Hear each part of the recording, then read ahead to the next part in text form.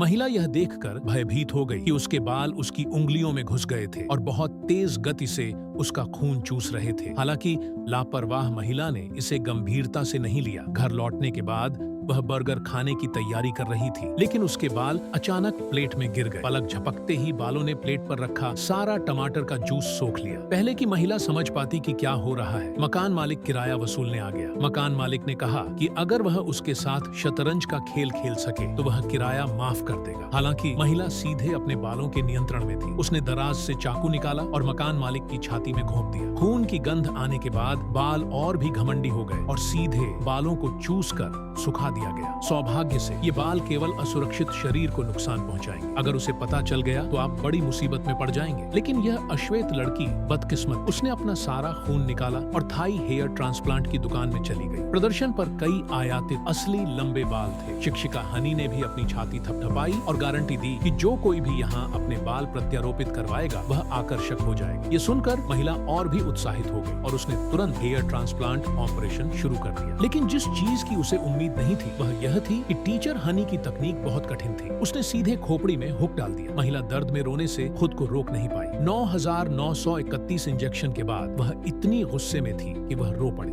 अतीत में वह अपनी आंखें खोलने के बाद अपनी सुंदरता से दंग रह गई थी और महसूस किया कि सारा दर्द इसके लायक था। लेकिन फिर टीचर टोनी ने उसे बताया कि उसके द्वारा अभी अभी प्रत्यारोपित किए गए बाल मुर्दा घर से भेजे गए थे। हे भगवान, यह बहुत भयानक है।